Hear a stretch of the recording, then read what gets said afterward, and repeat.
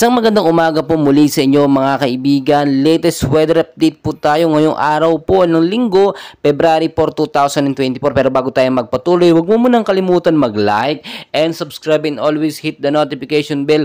Maraming salamat po. So mga kaibigan, ngayong araw po ng linggo, ang latest weather update po natin. Hypnosis natin galing sa Pag-asa, no?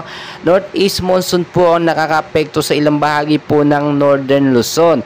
So tignan nyo mabuti mga kaibigan, ngayong umaga po ng linggo, mainit na panahon po ang mararanasan natin hanggang sa tanghali.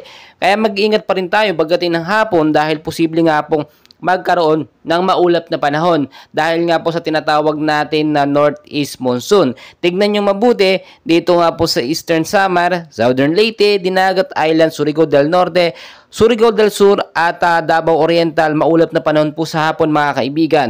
Dala po ito ng easterlies, no? Or sterlize na sama po ng panahon yan na sabihin na natin na mas okay ito yung LPA, no?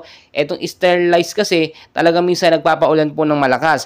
Maging handa na lang po yung mga lugar na akin nabanggit, no, para naka-ready po tayo in case magkaroon po ng biglaang pag-uulan na malakas. So dito naman po tayo sa Metro Manila at ilang bahagi po ng ating bansa. Mainit po, no, ngayong umaga hanggang sa tanghali. Magdala kayo ng payong dahil na ang hirap po ng init ng panahon, nakaka-heat stroke po yun minsan.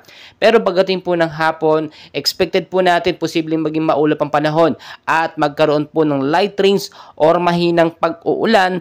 Dala nga po, no, o dala pa rin itong Northeast Monsoon. Mga kaibigan, tulad na ang sinasabi, Northeast Monsoon, Easterlies, localized thunderstorm ang nakaka-apekto. Wala pong sama ng panahon or bagyo sa loob ng Philippine Area of Responsibility.